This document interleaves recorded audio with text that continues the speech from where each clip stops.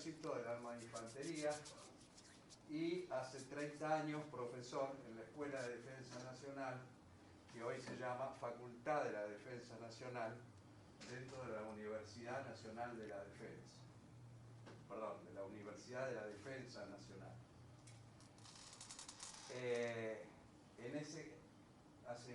Como les digo, hace 30 años que soy profesor. Tuve el gusto de compartir con el general Brown, que fue subdirector de la escuela, y además de eso, hoy soy el director del Curso Superior de Defensa Nacional, cuya promoción 69, que egresa mañana. Ese número de 69 remite al primer Curso Superior de Defensa Nacional, que se hizo por orden del general Perón en la Escuela Nacional de Guerra en 1952. Vení, Ezequiel.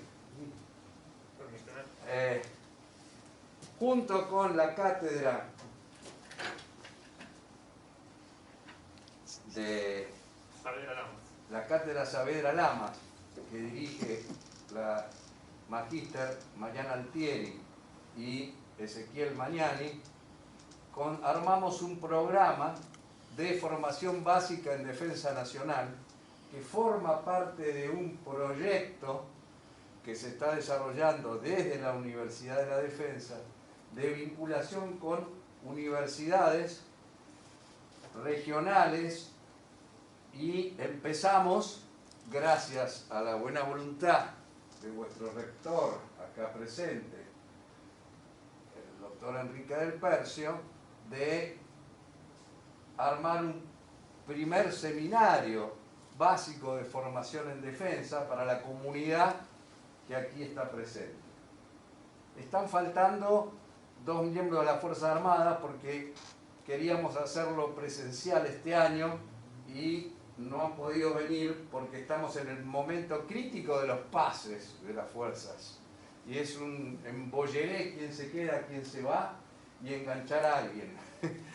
Pero este programa de la que ustedes están acá, se le roban la silla, continuar, que traduzco del guaraní eso porque viví en Corrientes, lo del embolleré. Es una rica comida. En febrero, probablemente a mediados de febrero, vamos a continuar este ciclo. Y el ciclo comprende 4 reuniones. Esta primera, en la cual voy a presentar al general Fabián Brown. La próxima, que vamos a compartir con la titular de la cátedra Saavedra Lamas y yo, que va a ser sobre la situación internacional y su impacto en nuestras políticas de seguridad internacional y defensa. Luego una exposición del director de producción para la defensa del Ministerio de Defensa, el licenciado Martín Novela, para que todos conozcan qué es lo que se está produciendo y trabajando en materia de ciencia, tecnología y producción para la defensa en Argentina. Y finalmente esperamos a principios de marzo culminar este ciclo con una visita al batallón de arsenales de 601 de Boulogne, donde entre otras cosas se hicieron los TAM, los famosos tanques argentinos medianos, y hoy hay muchos nuevos desarrollos. Y si Dios quiere y la pandemia lo permite, comer un rico asado. Este es el programa, y hoy comenzamos con el general Fabián Brown, quien ha sido director del Colegio Militar de la Nación, director general de Educación del Ejército.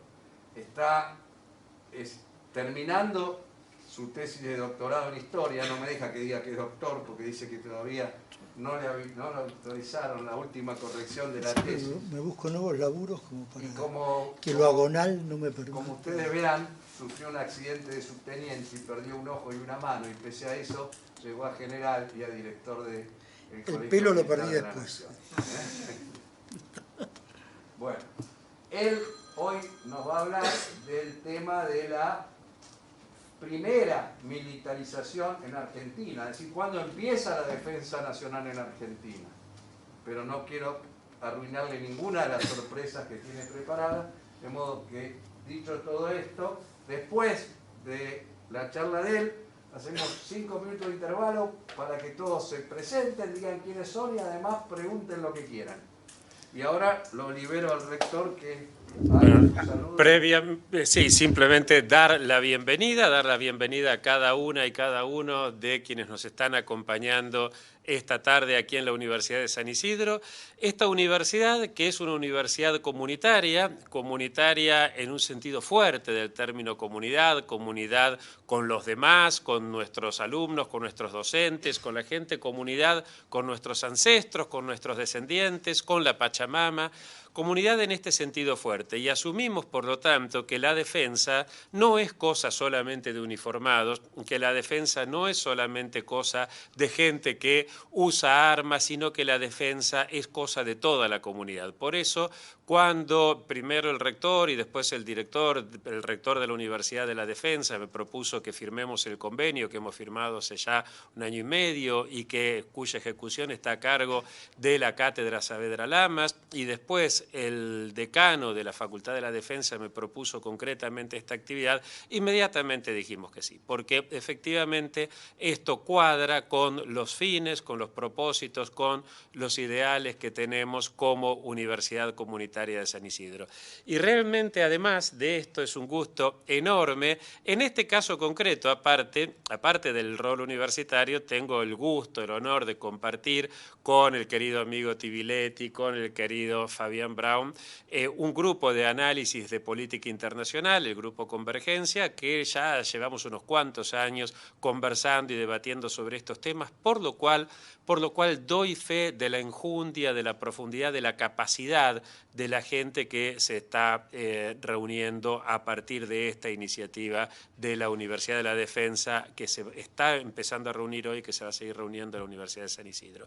Les voy a pedir, por favor, entonces, tanto a la secretaria de Relaciones con la Comunidad del Instituto Escanone de la Universidad de San Isidro, Estefanía Cuello, y al subdirector de la Cátedra Saavedra Lamas, el querido amigo Ezequiel Mañani, que tienen además una gran virtud. Ezequiel tiene una gran virtud y es que es hincha de Lanús, lo cual hace que esté más que calificado para estar en la Cátedra Saavedra Lamas.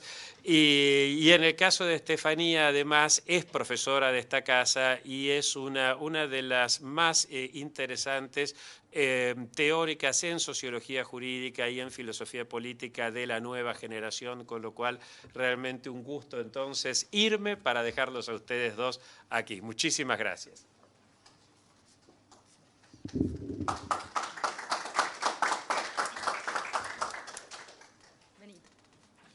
Bueno, muy buenas tardes a todos. Arrimate.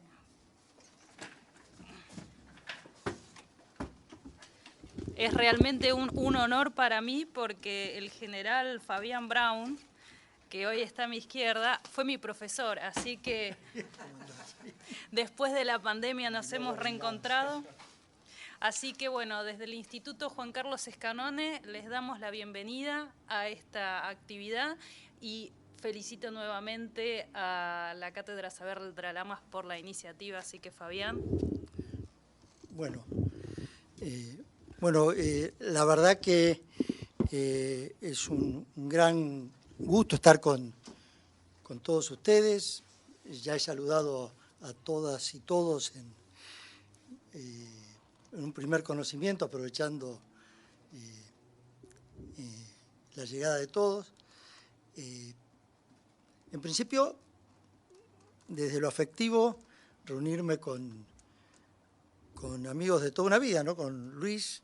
Luis dice, estoy ahí desde hace... Yo estoy con Luis desde capitán, en SER 2000, trabajando estas cosas, acá con el senador Vaca, en aquellos primeros construcción de tratar de armar estas relaciones y el gobierno civil de la defensa trabajando entre todos. Y con Enrique, bueno, siempre lo veo a Enrique, me viene a la memoria a nuestro querido Mario Cafiero, el cual siempre recuerdo con tanto afecto y en esa senda que nos dejó, ¿no? En todo esto. Como decía Enrique, el problema de la defensa es un problema de la comunidad. Y al ser un problema de la comunidad es un problema, retomando acá a los politólogos y cientistas, esencialmente político. Esencialmente político. Y nosotros vamos a ver el origen de esto. Entonces, el origen de la defensa, nosotros llamamos la defensa en una sociedad mucho más elaborada, mucho más compleja, que las revoluciones capitalistas el desarrollo del capitalismo fue complejizando cada vez más. Pero a fines del 18, principios del 19, se hablaba de la guerra. Lo que se hablaba es de la guerra. Entonces, vamos a tratar de entender este fenómeno, ¿no?, de la guerra, porque las Fuerzas Armadas son una institución que formaliza una comunidad para este fenómeno que es la guerra. Bueno, dejamos acá porque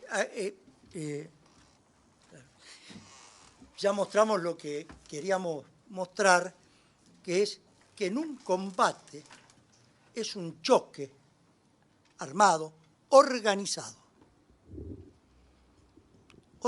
donde hay organizaciones que cumplen roles. Y esas organizaciones se llaman armas. La infantería es un arma, la caballería es un arma, la artillería es un arma, y a medida que la evolución de la tecnología fue avanzando, se desarrollaron armas como el arma de ingenieros, que asegura el movimiento de las tropas, ¿no? Levanta campos minados, pone campos minados, hace obstáculos, desarma obstáculos. Y comunicaciones, como también se fueron desarrollando otras fuerzas, como la Fuerza Aérea y la Armada, que existió desde siempre. La guerra del mar es tan vieja como la guerra en tierra. Digo esto porque vamos a tener que entender algunas de cómo se formaron las armas en nuestro ejército, en estos primeros movimientos, pero entendamos qué rol cumple cada una dentro de una organización pensada para hacer la guerra, para combatir. Algo tan viejo como la misma organización social. Para poner un ejemplo de esto, el primer testimonio escrito que conocemos es el Cantar de Gilgamesh, ¿no?, que fue un rey de Ur, Gilgamesh el Inmortal. Para aquellos que somos más viejos, no lo conocemos por historia, sino lo conocemos por la revista Robin Hood, que el Tony D'Artagnan. Pero Gilgamesh era el Inmortal. Cuando uno lee en la cartilla que hizo Gilgamesh, hizo la muralla de la ciudad de Ur. Es decir, en el año 3000 a.C., apenas surgen las polis, el conflicto entre las polis es parte de su naturaleza, ¿no? Vamos a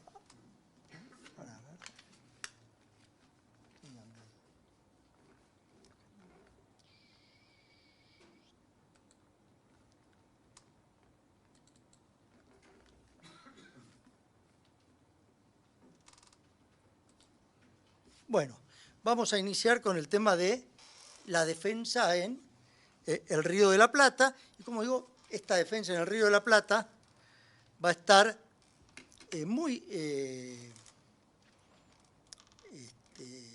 se va a iniciar con la guerra. Con la guerra, es decir, y va a ser la guerra la que inicia cómo se forman estas organizaciones en el Río de la Plata. Voy a plantearles, siguiendo el modelo de Clausewitz, que la guerra es una manifestación más de lo social. Una sociedad hace la guerra como es. Ustedes saben, oyeron hablar del violín y violón, que era el degüello en las guerras de la Organización Nacional de Independencia.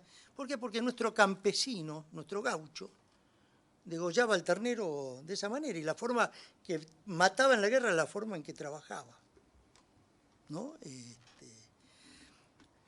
Ese modelo económico-social se expresa en un modelo político, en un Estado, ¿no? Y ese Estado conforma, dentro de ese Estado se conforma una estructura militar. Cuando nosotros hablamos de Estado, vamos a hablar de la modernidad. Salimos de los romanos, haciendo un paréntesis, podemos hablar de esta batalla romana, podríamos matar un mismo ejemplo donde los germanos hicieron pomada a los romanos, ¿no? Con la misma facilidad. Y el mundo moderno se caracteriza primero por una revolución científica, ¿no? Una cosmovisión milenaria cambia entre que a un polaco se le empezó a ocurrir mirar el cielo con detenimiento, sin nada, mirá, así, con tiempo, y expresa una teoría en la cual el universo no gira alrededor de la Tierra, sino que la Tierra está girando alrededor del Sol. Y esta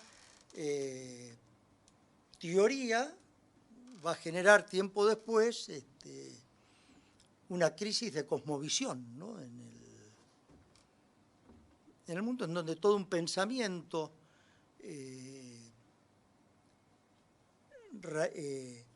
enfocado en esa idea de lo que era la Tierra y los 4 movimientos en la Tierra, los ascendentes, la Tierra, el aire, el fuego y el agua, ¿no? Y el mundo supralunar dominado por un éter, donde acá sí está clara esta idea de Platón, donde lo ideal está afuera, está en el éter, esta idea del mundo católico, ¿no? En donde la perfección también está afuera, el paraíso, el mundo de Dios. Esta idea, así, cuando se plantea la teoría heliocéntrica, sufre un cimbronazo. Y esto termina, ¿no? en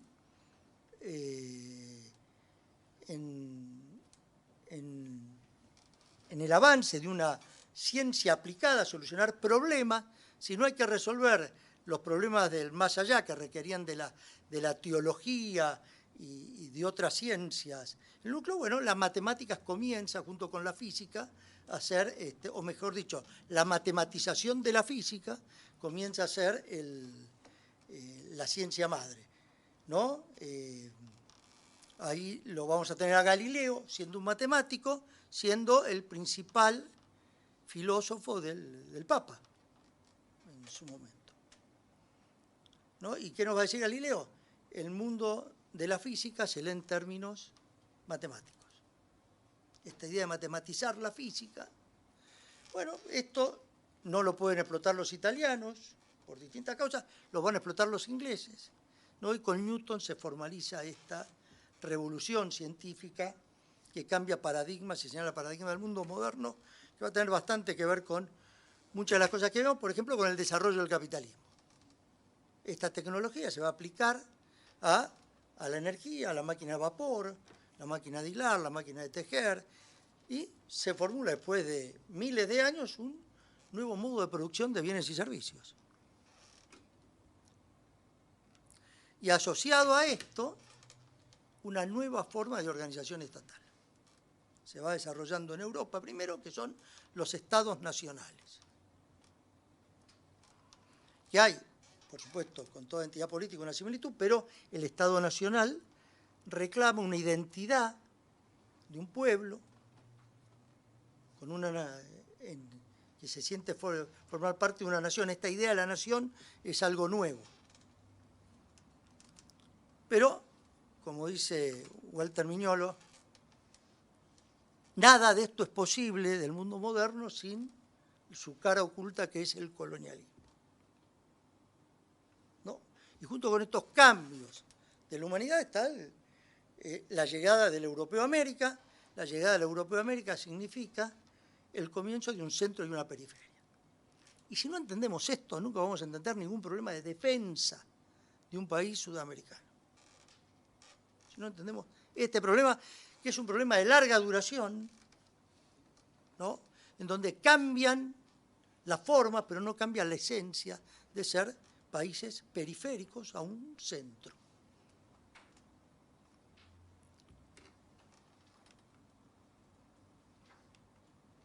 Y es interesante lo que mostrábamos recién, porque en el medioevo prácticamente había desaparecido la esclavitud como tal.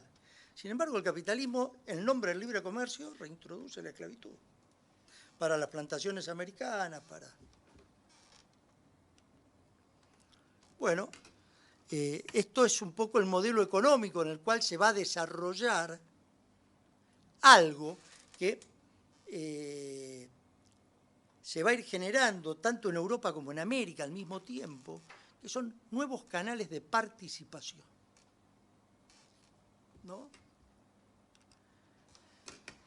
Perdón, un dato que colocamos sobre el tema del Estado, a que llamamos Estado-Nación, ¿no?, un concepto de soberanía sobre un territorio, una identidad nacional reivindicada por un pueblo. Este concepto de identidad es diverso. En algunos es étnico, en otros es religioso. Estos pueden ser, los aglutinantes pueden ser muchos. Un ejército permanente que logre el monopolio de la violencia por parte del Estado, un mercado interno y una justicia que dirima los conflictos para el desarrollo de este mercado interno, fundamentalmente. Este es el Estado moderno. En este Estado moderno comenzamos a plantear las complejidades, ¿no?, de la división de poderes, de una cantidad de cuestiones que van discutiendo el absolutismo monárquico. Dentro de esto se va a surgir un nuevo paradigma en la guerra, que lo va a enunciar Clausewitz. Clausewitz es un militar alemán que se está luchando contra Napoleón y nota que en los ejércitos napoleónicos hay algo distinto de lo que conocían. Y ese algo distinto es que los ejércitos de los reyes, y salía el ejército del rey, tenía tantos mercenarios, los campesinos trataban que no le roben mucho, pero no participaba el campesinado de esas luchas. No participaba.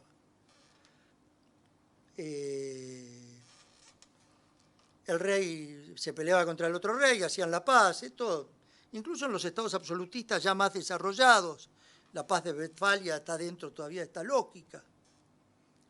Pero este ejército napoleónico, había un entusiasmo y estaban participando sectores sociales que no habían participado en otras guerras. ¿Por qué? Porque se comenzaban a abrir canales de participación y la guerra generaba estos canales de participación también.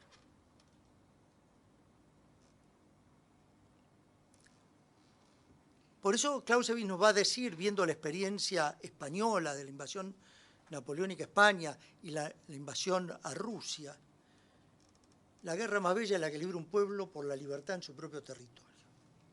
Y él va a ver esa resistencia española y los tremendos sacrificios rusos en la invasión napoleónica, un patriotismo que está sosteniendo algo distinto. Bueno, volvemos al Río de la Plata. Estos son los cambios que está viendo en el mundo. ¿Qué tal? Bueno, ustedes saben,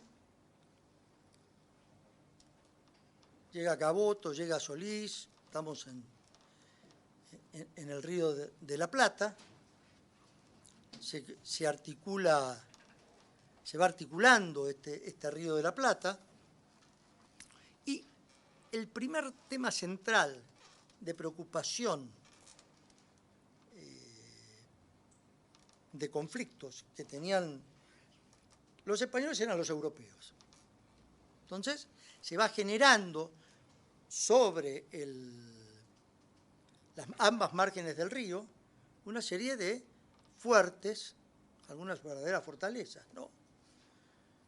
En Colonia hay Montevideo es una plaza muy fuerte, Santa Teresa, una hermosa fortaleza en la costa uruguaya, y nosotros tenemos la Casa de Gobierno, era un fuerte. En Ensenada de Barragán podemos todavía ver bastante conservado el fuerte de Ensenada de Barragán. O sea, tenemos un primer tema de articulación de un sistema defensivo que está alrededor de los fuertes. Acá tenemos el segundo tema, la segunda hipótesis de conflicto, podríamos decir, que tenía en esa época, va a estar alrededor de un problema endémico hasta hoy. Hasta hoy, si hoy vamos a la hidrovía, ¿de qué vamos a hablar? Del contrabando, ¿no? Bueno, el contrabando es un problema endémico en la colonia y se va a formar la primera formación militar viendo el tema del contrabando, va a ser la plaza de Mercedes Luján. Justamente ahí va a haber una guarnición de blandengues. Y fíjense ustedes que la Virgen de Luján es una carreta que viene de Brasil para ir al norte, o sea, no quiero decir que la Virgen estaba alrededor del tema del contrabando, pero tenemos a nuestra Virgen patrona de la nacionalidad vinculada a la ruta del contrabando. Así que ahí andamos. Son las guardias, ¿no? Y se forman tropas para estas guardias. Y el tercer tema van a ser los fortines, para el tercer problema, que es la frontera con el Indio. Y acá se desarrollan, vamos a ver, fuerzas particulares para cada cosa.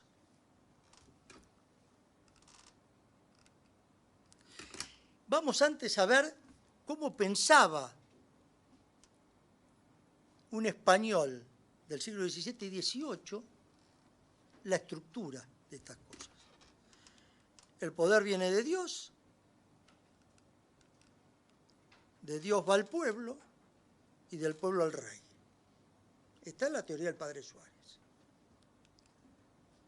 Del rey dependen el ejército, las fuerzas regulares, y el pueblo, que en el siglo XVII y XVIII son los pueblos.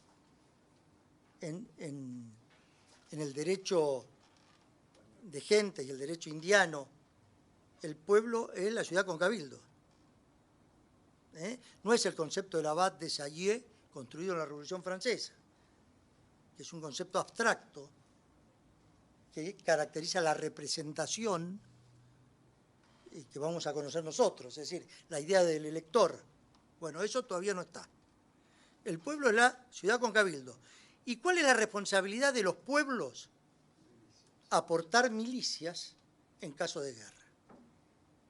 Veamos cómo esta estructura va a funcionar en las guerras de la independencia después. Entonces, esta idea del padre Suárez, de Dios al pueblo, por eso la crisis en realidad de 1809-1810 es el rey no está, ¿quién ejerce la soberanía? Entonces, la estructura militar del virreinato era el virrey, jefe del Estado, comandante en jefe de las fuerzas, había un comandante, como puede haber hoy, ¿no? Y tropas regulares. A su vez, estas tropas regulares podían complementarse con milicias de acuerdo a la circunstancia. Si había una circunstancia de conflicto, ¿no? Cada población sabía más o menos qué cantidad de tropas tenía que aportar.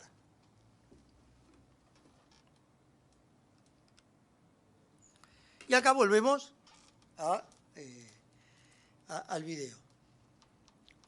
Las tropas eran de infantería, caballería y artillería en esa época. No existían. Ser artillero en esa época era muy complicado. Hoy también, pero en esa época son complicados los artilleros, ¿no? Pero era complicado, eran conocimientos técnicos, y era lo mismo ser artillero en un buque que ser artillero en tierra, es decir, podía pasar de un lado al otro tranquilamente. Y era difícil ser infante en el Río de la Plata, porque las extensiones eran muy largas. Y la caballería va a ser muy particular, acá ahora vamos a charlar un poquito. Pero acá se van creando regimientos de infantería montada, ¿no? Los dragones, por ejemplo. Y San Martín va a crear un regimiento de granaderos. Y granadero también es una tropa de infantería. Nuestra caballería, en el Río de la Plata, si ustedes ven cómo funciona la caballería de las grandes batallas europeas, es la carga de caballería. Bueno, acá no se da eso. Acá en nuestra caballería, recién San Martín va a formar una caballería que tenga ese efecto en el campo de combate. Acá, la caballería que conocíamos nosotros es una caballería para el combate de encuentro. Toco, me voy, estoy... que es el combate con el indio, ¿no? Y esa es la caballería de los blandengues. La artillería, a su vez, tenía dos grandes ramas. Lo que sería las piezas de 8 libras que acompañan a la tropa y tiran con el cañoncito ahí, y la artillería de plaza, que es la que defiende el fuerte o la fortaleza. Inamovible, nadie lleva un cañón de esos a ningún lado, un monstruo de bronce. Bueno, de estos regimientos existía el Fijo de Buenos Aires, de infantería, un regimiento de dragones y la artillería del rey. Y a su vez, los pueblos fueron desarrollando guarniciones de blandengues, que en 1780 fueron reconocidos como tropa regular, pero que nacieron al revés. Y este cuerpo de blandengues solo existía en el Río de la Plata. Vamos a tener blandengues del Uruguay, Artigas es un blandengue del Uruguay, don Estanislao López es un blandengue de Santa Fe, y acá vamos a tener a los hermanos González Balcarce, blandengues de Buenos Aires.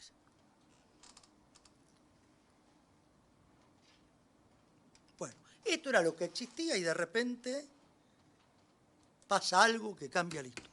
Siempre pasa algo que hace que aparezca quien no tiene que aparecer y el que aparece cambia todo en 5 minutos.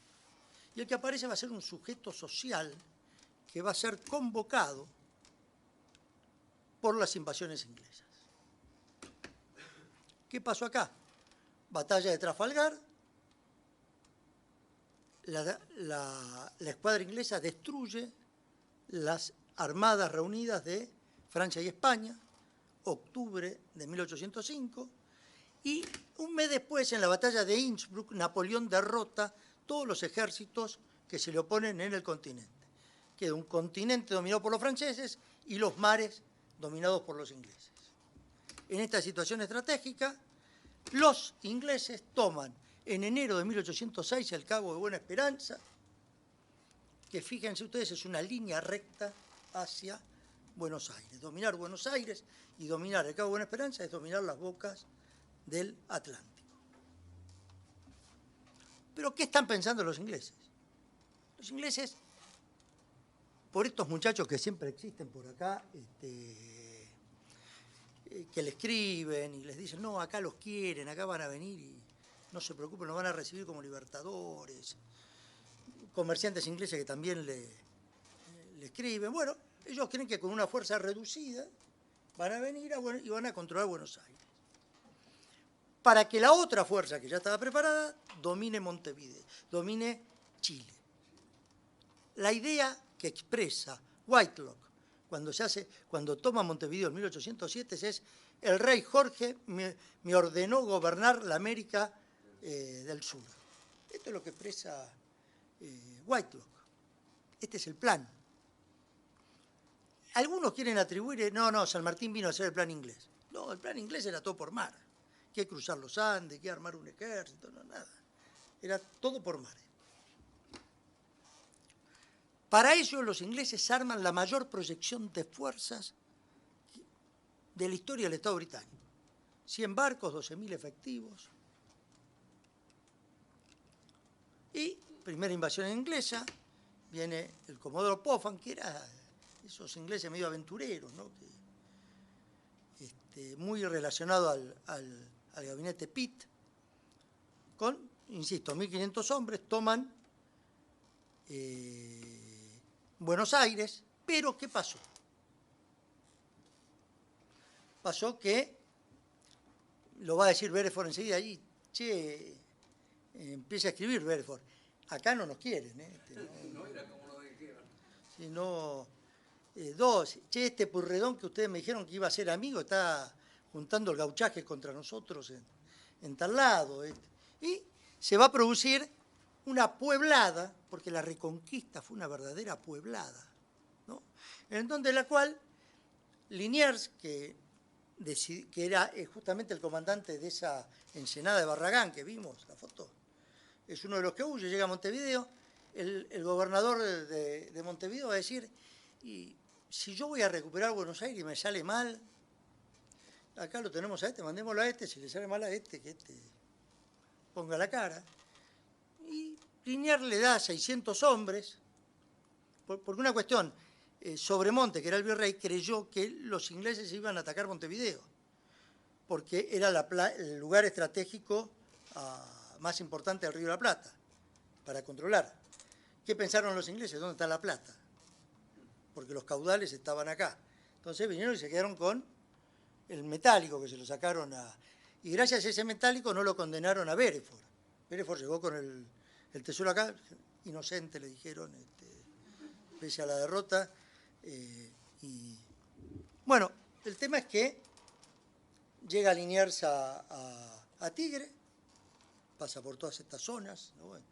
Que son el camino de la Reconquista, y inmanejable el tema, el avance desde Retiro hasta, ahí saben que iban chicos, estaba todo. Juan Manuel de Rosas empujaba un cañón, el otro llevaba una pueblada. Y en esa pueblada, Liniers, que quería jugarla de gran caballero, le aceptan el famoso cuadro, la rendición a Beresford. Llegan los del Cabildo y dicen, ¿cómo? ¿Qué rendición de qué? Nada. Estos muchachos presos y al interior del virreinato. Entonces, ¿qué pasó?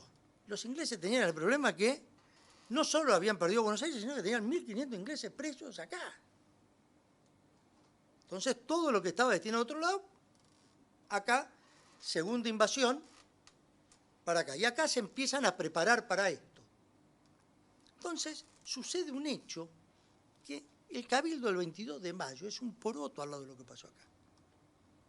El 14 de agosto de 1806 se reúne el Cabildo de Buenos Aires y decide, el virrey no vuelve.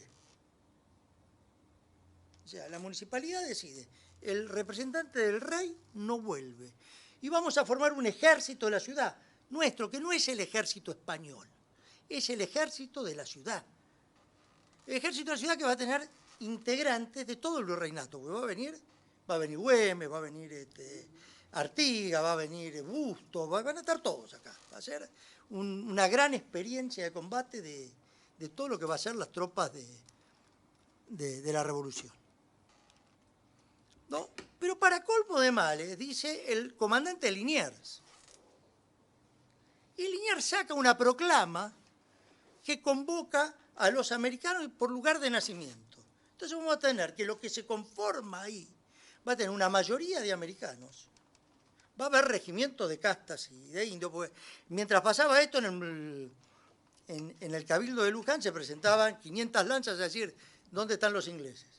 Es decir, acá empezó a ver que todos los que estaban acá comenzaron a reaccionar, sintiéndose parte de algo distinto del invasor.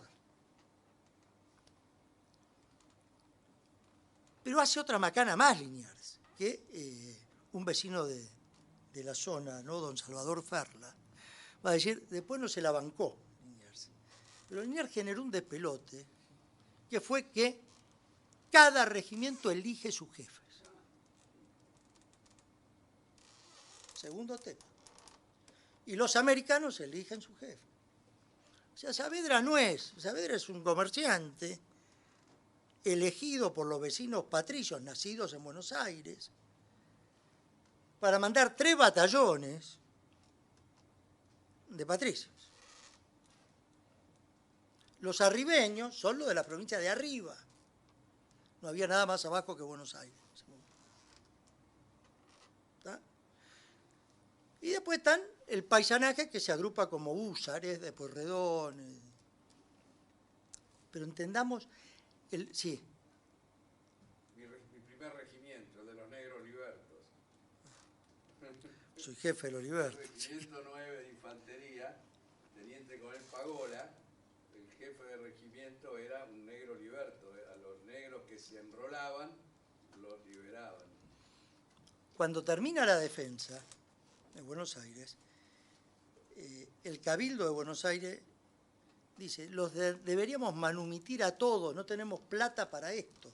Y uno de los negros de los regimientos libertos se fue a España a gestionar la manumisión del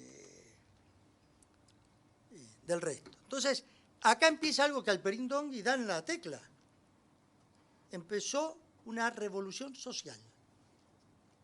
Con la guerra comenzó una revolución social. Alperín llama al libro Revolución y Guerra. Y la revolución es social. La sociedad estamental colonial comienza a transformarse profundamente a caballo de la guerra. Estos son los cuerpos, ¿no?, que se forman con... Calculen ustedes la militarización que hubo en Buenos Aires, que de 40.000 habitantes se formó un ejército de 8.000.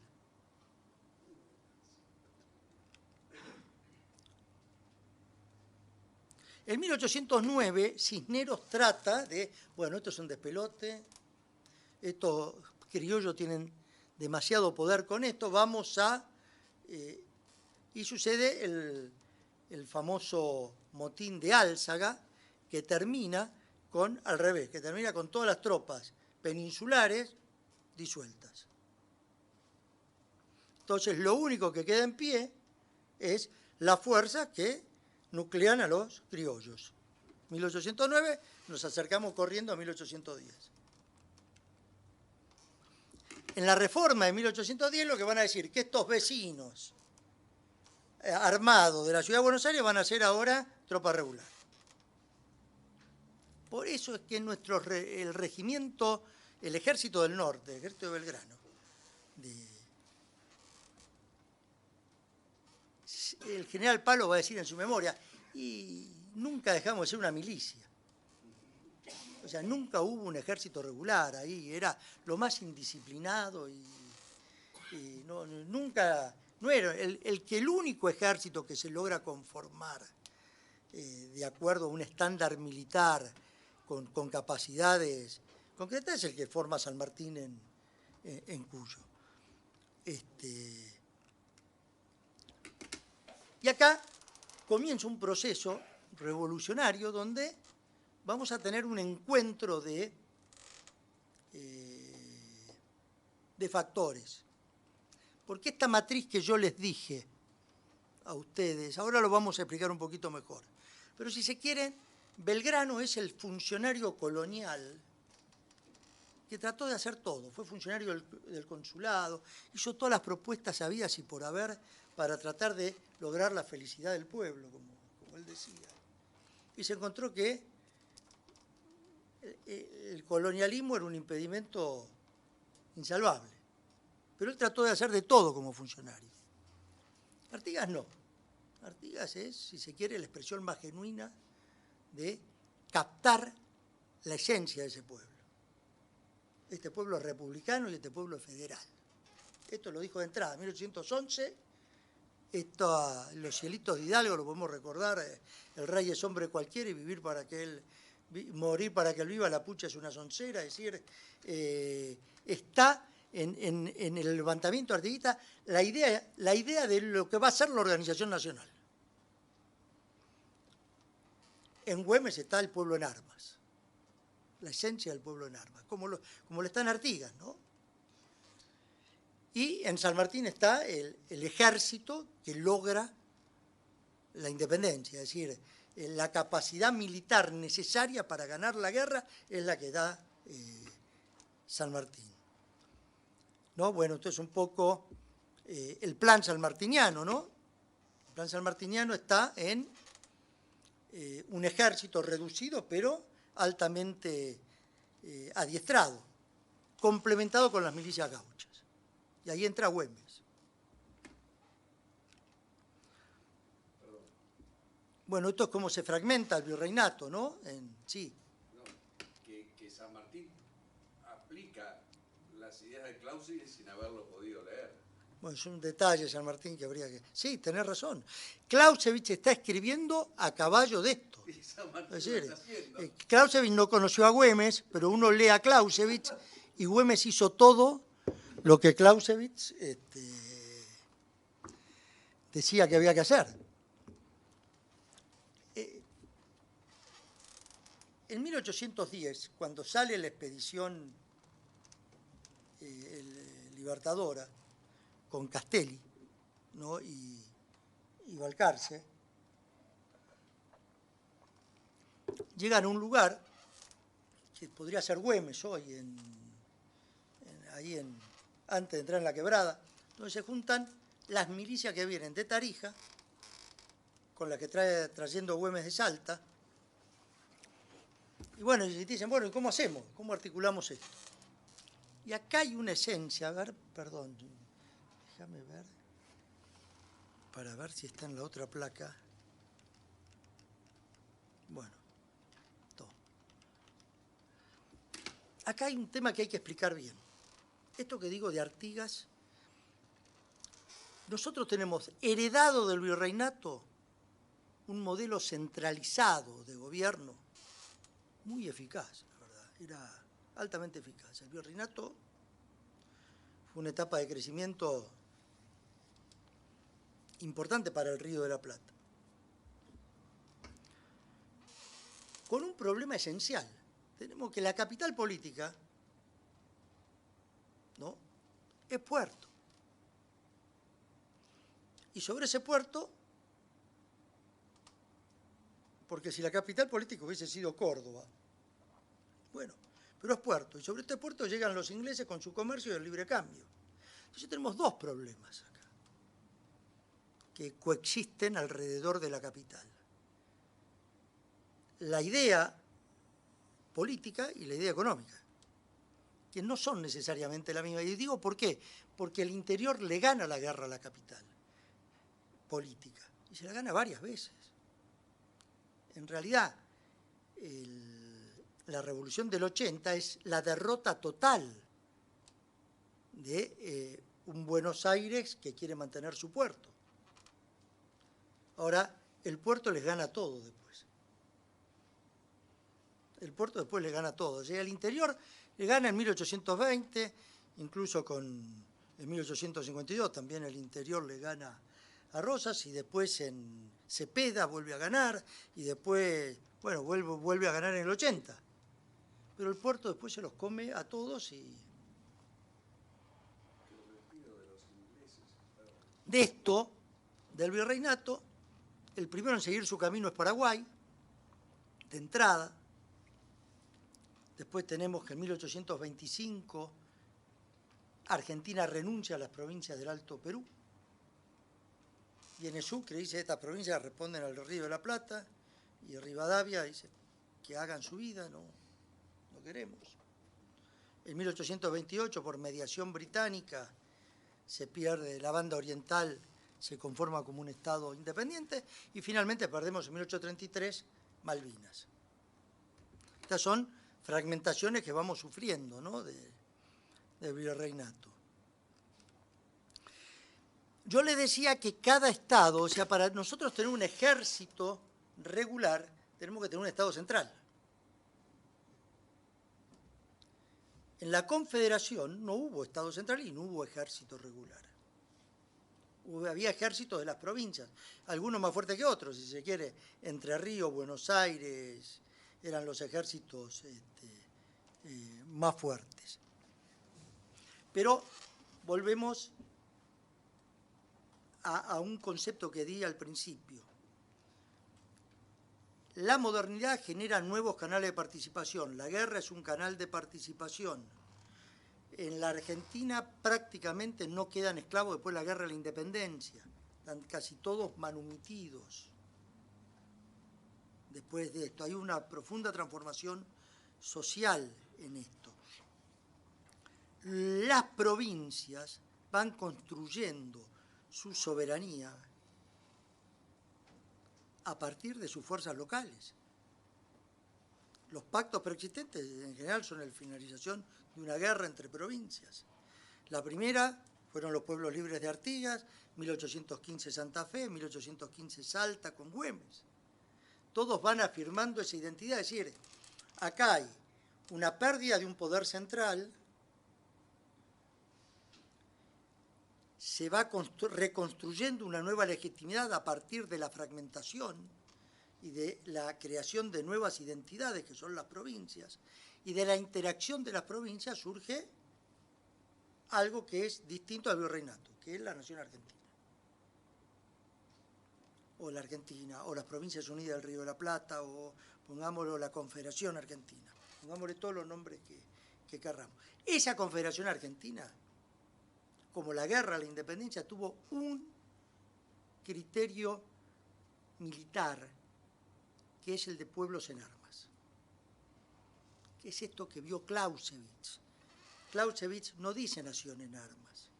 Ese va a ser von der Goltz el que dice mirando la guerra de 1870.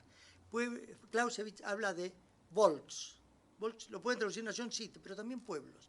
Pero lo que está diciendo y escribe Clausewitz es cómo la guerra de los pueblos, combinada con ejércitos regulares, puede lograr grandes resultados. Esto es lo que expresa Clausewitz. Y nosotros, nuestra guerra de la independencia, vamos a ver que cuando esto que dice Clausewitz se cumple, vamos a tener la victoria en la guerra de la independencia. Y cuando esto no se cumple, vamos a tener el fracaso que tuvimos con Artigas. ¿Cuándo se cumple esto?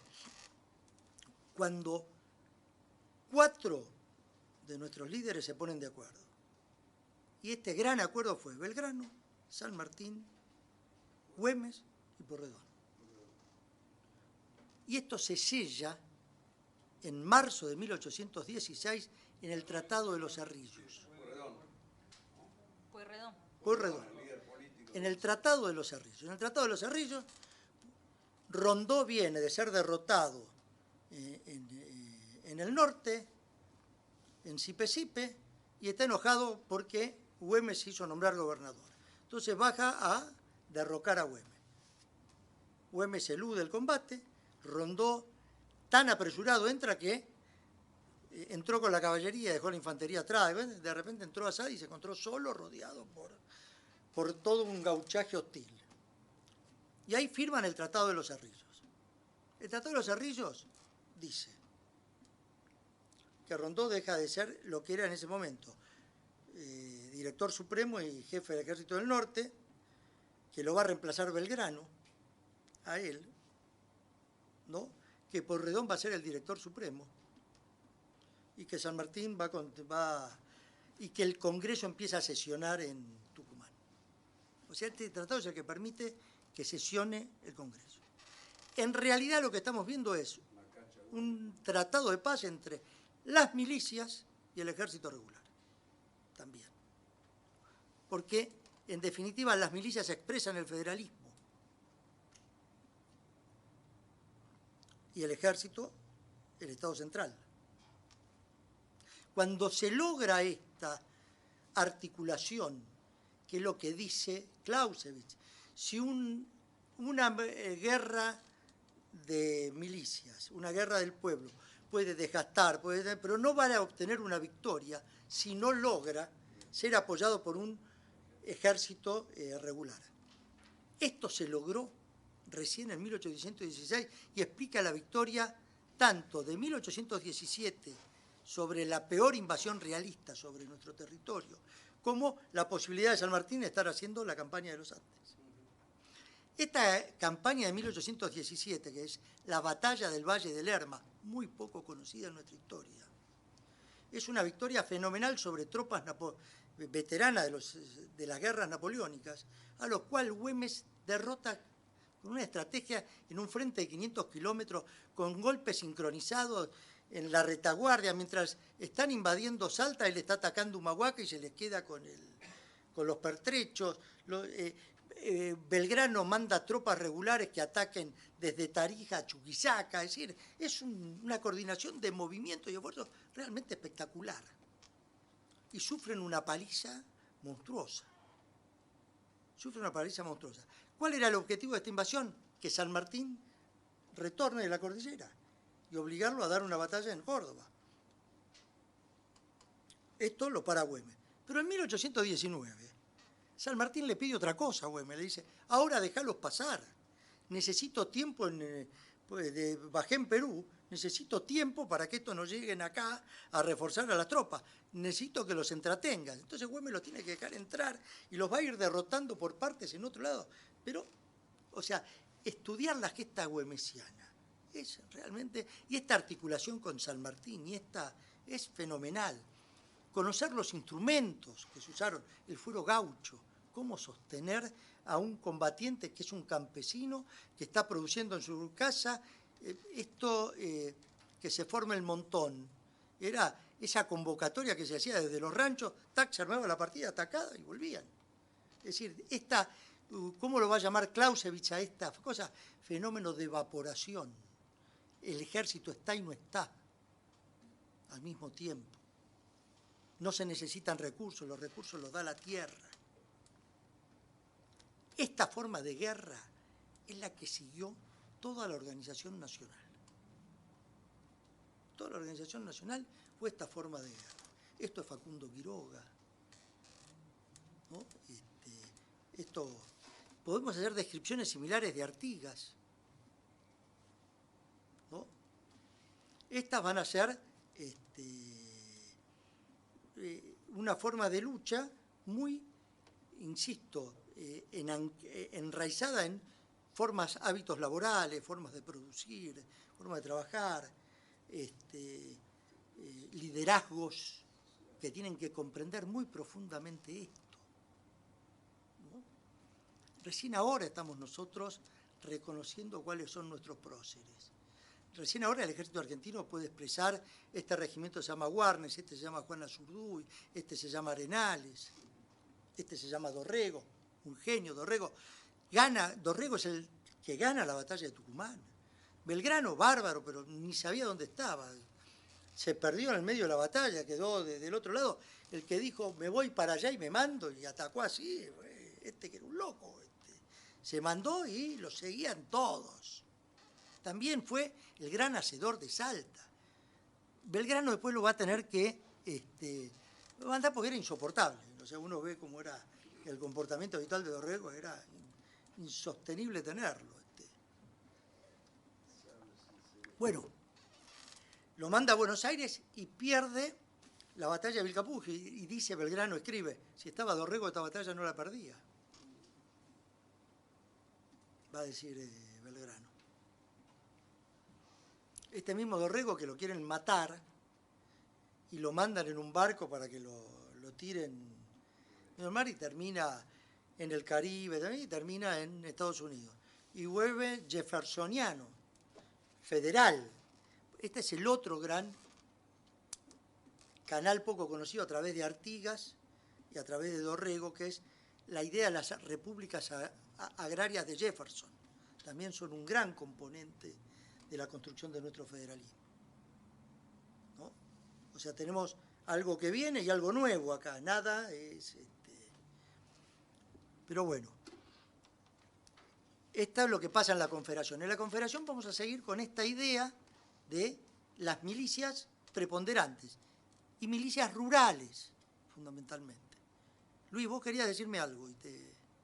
No, comenté que el descubrimiento de los nuevos héroes, ¿no? Que el Tratado de los Cerrillos fue Macacha Güemes, la hermana, que era la que hacía política. Sí, fue Bueno, hay varios cuentos ahí de las mujeres salteñas, previo a la batalla de Salta, después de la batalla de Salta, así, muy activas. ¿Esto qué pasa? Ahí está. Bueno, esto que estamos mostrando acá son, durante la época de Rosas, o sea, la época cuando entramos al gobierno de Rosas, particularmente al segundo, estamos en una etapa del mundo donde Francia, Inglaterra, particularmente salieron a posicionarse en el mundo, ¿no? Entonces, todo lo que nos pasó acá, detrás está un francés o detrás está un inglés en la campaña del Mariscal Santa Cruz, en Fructuoso Rivera, el famoso bloqueo de 1840, todos estos ataques coordinados que van a terminar, ¿a dónde vamos? Acá, a la guerra del Paraná. Vamos a esto porque esto es un elemento central para comprender la construcción de nuestra soberanía. La hicimos peleando, o sea, no es que estamos donde estamos porque sí. Hay varias cosas que en la Argentina parecen que, che, qué barro, hicimos la guerra de la independencia y somos un país. No, todo nos costó un Perú. Mientras están haciendo la guerra del opio y están ocupando la India, hay una flota anglo-francesa en el Río de la Plata. Mientras está pasando esto en el mundo. Bloqueo de 1840, empezamos con la guerra del 45, ¿no? La batalla de la Vuelta Obligado, que es la primera de una serie de batallas, de 2 años de guerra. Una guerra que los argentinos no estudiamos. A nosotros nos cuesta estudiar mucho. Cuando enfrente están los ingleses, acá después no se estudia. No está. Le digo, me puse a ver un día, alrededor del bicentenario de las invasiones inglesas, che, ¿cómo fueron los festejos del centenario de Patricios? No se festejó. 1807, 1806, 1906 no se festejó la creación del regimiento de Patricios, el primer regimiento. Invasiones inglesas están absolutamente invisibilizadas en nuestra historia. Absolutamente. Y la batalla de Obligado, no sé a quién se le habrá ocurrido esto de la ley del Día de la Soberanía, día que por qué hay que festejar un Día de la Soberanía, y más una batalla en la que perdimos, ¿a quién se le ocurre? Todas las críticas a Obligado, es insólito. Entonces, digo, lo mismo decir que, bueno, no hablemos más de los 300 en las Termópilas porque perdieron, o no hablemos de Masada porque perdieron, no hablemos... Entonces, cuando uno celebra el coraje de enfrentar al poderoso, la decisión y la voluntad política, perdimos la batalla y ganamos la guerra. Ganamos la guerra. Tuvieron que firmar los tratados del 47 y del 49, reconociendo la soberanía argentina que desconocían a priori. Así se construyen las relaciones internacionales de un país. Y el que lo vio claramente fue San Martín. San Martín dijo, esto es tan importante como la guerra de la independencia. Entonces, esa guerra, ¿no? Tan ninguneada, ahí ponemos algunos de los pasos que se ven, y esta es muy importante, esto es Angostura del Quebracho, que tiene unas quebradas, unas barrancas muy grandes y con unos ángulos de tiro, se le pegó una paliza ahí. Nosotros íbamos con los cañoncitos de bronce, y ellos ya tenían barcos a vapor y artillería mucho más sofisticada.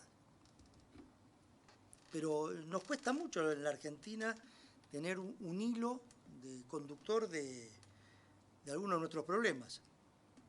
Bueno, guerra de la Triple Alianza. La guerra de la Triple Alianza, desde el punto de vista militar, no hay un cambio muy grande. El cambio viene en que ese ejército de Mitre, que había ganado Pavón, que va a ser el núcleo de la guerra, va a la guerra mitrista. Y se va a dar un hecho en la guerra que es la batalla de Curupaytí. La batalla de Curupaytí es un asalto a una fortaleza paraguaya donde en el asalto mueren 7 paraguayos y 1000 y pico de argentinos brasileños. Una paliza. nos pegaron una paliza fenomenal. Detuvo 1 año las operaciones militares, la batalla de Curupaytí, y mató el prestigio de Mitre, lo defenestró. Y ese ejército que fue mitrista salió antimitrista y se dedicó en todo el interior, en esas campañas que había en esa época, a promover una campaña antimitre. Una campaña con los gobernadores del interior, y ahí está el origen del PAN, de lo que va a ser el Partido Autonomista Conservador. Esa alianza de poder que va a generar 4 presidentes del interior seguidos: Sarmiento, Avellaneda, Roca y Juárez Celman. Y ahí terminamos en la crisis del 90 con los bancos. Y ahí se va a producir la revolución del 80, que va a terminar con la federalización de Buenos Aires. Y va a terminar con un problema, si se quiere, estructural de la organización argentina, política argentina. Al mismo tiempo que está pasando esto, que se está construyendo un Estado bajo la forma de la República Federal, después de la Constitución del 52, también se va construyendo un ejército de ese Estado, porque tanto Avellaneda como Roca firman su poder porque tenían un instrumento para firmarlo, frente a los levantamientos mitristas. O también estaba López Jordán en ese momento, Juan Saá y Carlos Tejedor. Más el tema de los malones. O sea, cuando uno agarra a la Argentina de 1874 y lee en el Congreso de la Nación, que llevaba una crónica día por día, ataque de tal lado, ataque de tal lado, se notaba que era un despelote esto, que cada uno, o sea, en 1880 eso cambia el proceso histórico. Y vamos a llegar acá a la Constitución, que da los fundamentos de lo que va a ser la defensa. Todavía la llamamos guerra, y el ministerio va a ser de guerra hasta 1858, donde Perón primero mantiene un Ministerio de Defensa con el Ministerio de Guerra, pero después va a quedar el Ministerio de Defensa recién en 1958. O sea, lo que vamos a ver acá es, la Constitución da las bases, ¿no?, de la defensa. Todo ciudadano está obligado a armarse en nombre de la patria y la Constitución, ¿no?, y que el comandante en jefe de las Fuerzas Armadas es el presidente como jefe del Estado. Y esta es la organización jurídica que da, ¿no?, el presidente y un ministerio de guerra y marina, un ministerio. Va a cambiar el modelo económico, el modelo de la División Internacional del Trabajo, va a cambiar el modelo político, el Estado mínimo que conocemos, o por lo menos vos, al estilo Botana, ¿no? Y va a ir cambiando el modelo militar. ¿Qué pasó? Salimos de él. A ver.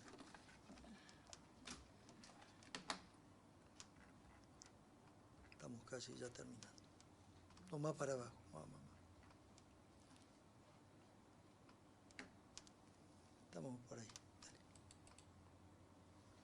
Fenómeno ahí, sí, déjalo ahí.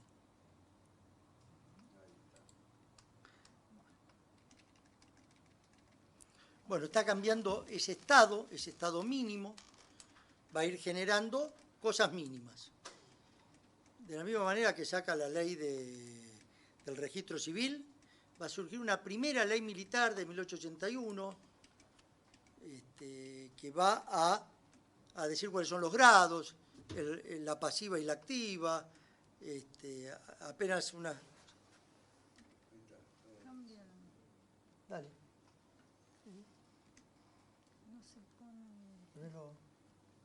No se maximiza la pantalla. Volvemos ahí. Listo. Bueno, déjalo, no importa. Reveló, hubo una revolución social.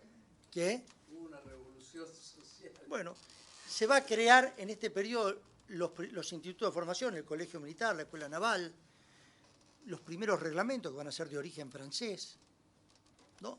Y no mucho más. No mucho más. Sí se va a crear el círculo militar, donde ahí va a haber una biblioteca, se van a empezar a traducir libros, o sea, va a haber una especie de cultura paralela sobre algunos temas que se discuten, pero que todavía no tienen. Recién en la década del 90, de 1890, hay un acelere. Y hay un acelere porque estamos, después de la revolución del 90, quedamos mal con Inglaterra. Casi le fundimos a la Baring Brothers y no nos lo perdona. No nos lo perdona, fue un tema grave ese. Se pusieron nerviosos allá. El tema es que entraron a bancar a Chile, que cuestiona el Tratado de 1881. Ahí nosotros lo teníamos a Riccieri en Europa, y Riccieri empieza con una comisión de compra de armamentos. Ahí va a hacerse el fusil Mauser, modelo 8094, se van a comprar cañones, se van a comprar... Pero no alcanzaba, estábamos muy mal en armada, no teníamos nada en la armada. Y había, como ahora, un boicot inglés a comprar barcos. Ahí aparece el rey Humberto I de Italia, y dice, ustedes tienen un montón de inmigrantes nuestros, nosotros le damos 3 barcos de última generación, 3 acorazados de última generación. Eso, 1900, equipara más o menos el poder de combate, y esto termina en la paz conocida como los Pactos de Mayo de 1902, donde se ratifica la cordillera como límite, y en el medio de esto, Riccieri, que era un joven coronel, un tipo muy inteligente, hijo de un garibaldino que vino a pelear en Montevideo y se quedó en Santa Fe, va de ministro y provoca una ley que va a hacer un cambio. A ver si podés abrir esta. Bueno, por primera vez el país se piensa en regiones militares. Se lo piensa desde un punto de vista estratégico. Y se manda un comando a cada guarnición. Se piensa un puerto de aguas profundas en Bahía Blanca. Por primera vez se mira el Atlántico con una proyección, ¿no? Y el servicio militar obligatorio, que es la contracara de la escuela primaria obligatoria. La mitad de la población era extranjera, había que generar lazos de inclusión en esto, y otra medida estratégica va a ser el ferrocarril al Neuquén, ¿no? De integración regional. Y este periodo termina con un tema central, que es la adquisición por parte de la Argentina de un observatorio en la isla Lauri del archipiélago de las Orcadas.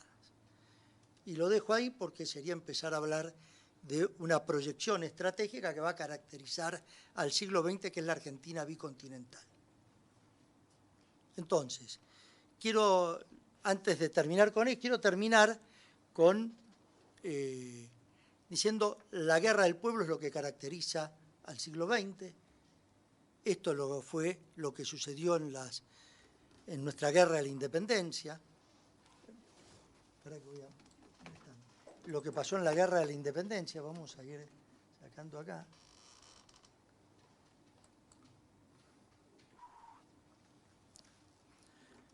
Y quiero que terminemos viendo el final de un video.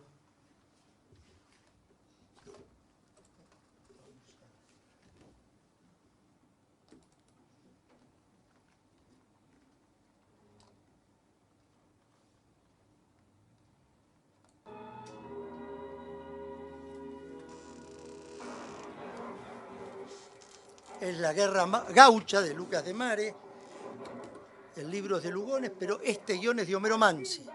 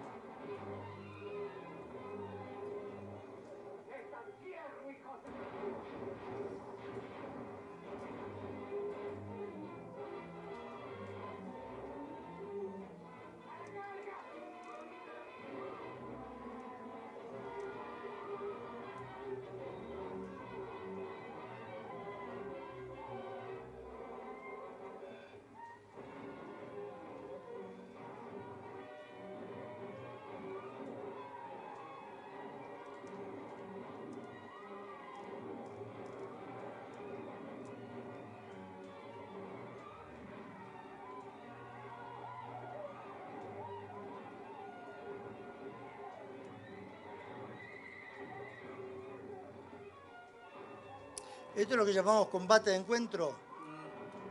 No es una carga de caballería.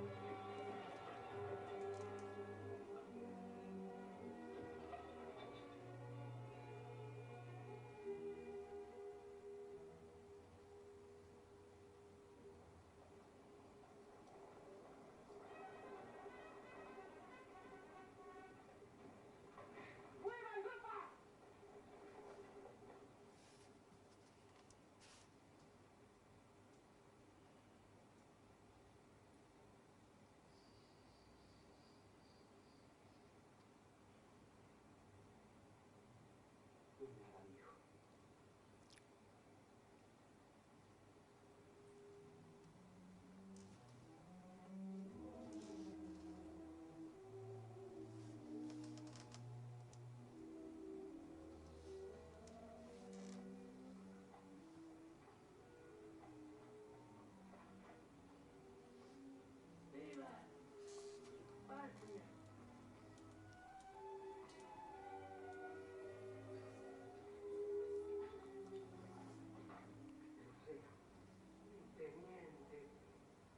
Recé toda la noche por usted. Dios no lo escuchó. Nos han informado. Este es el final. No diga eso, hijo. Nadie muere. La sangre mezclada a la tierra sigue viviendo. Villarreal. Teniente Villarreal. La luz está en su corazón. La luz vuelve a mis ojos. Los estoy viendo. Oigo sus galopes. Son mis paisanos, miles de paisanos míos que corren hacia la libertad. Estoy ciego y los veo, nada los detiene. Ya somos libres, ya somos libres.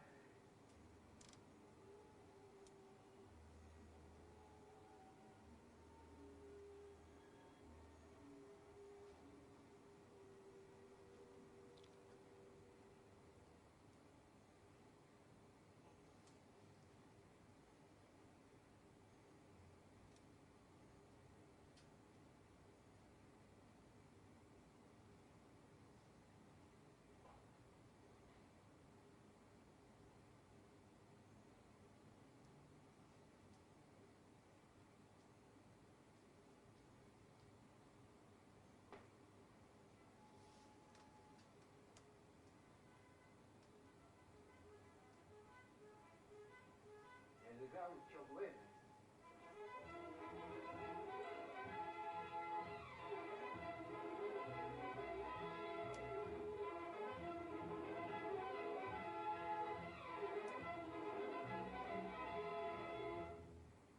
Nada muere.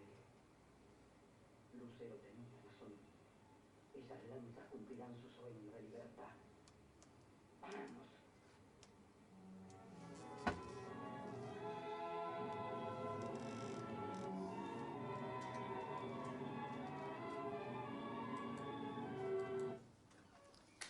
Bueno.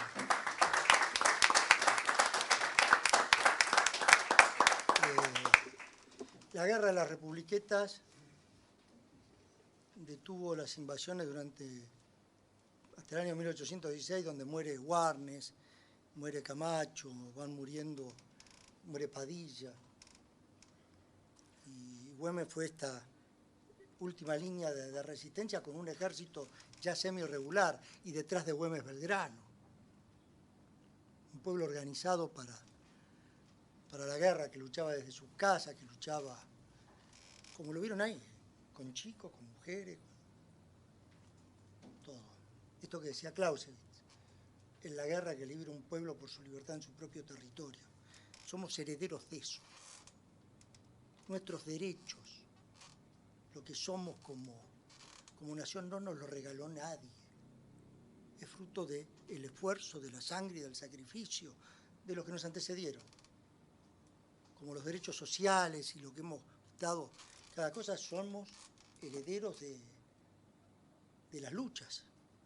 Y los derechos no son algo que llegan para quedarse, son algo por lo que hay que luchar, para preservar y para mantener. La defensa es eso.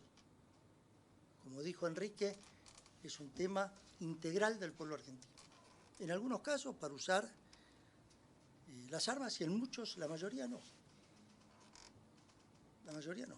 Pero se construye autonomía, se construye independencia, se construye con producción, con trabajo, con conocimiento. Entonces, hoy las formas son distintas, pero en definitiva lo que está en juego es siempre lo mismo. Somos herederos de algo y estamos legando algo para adelante. Así que seguramente en las próximas clases verán esas cosas.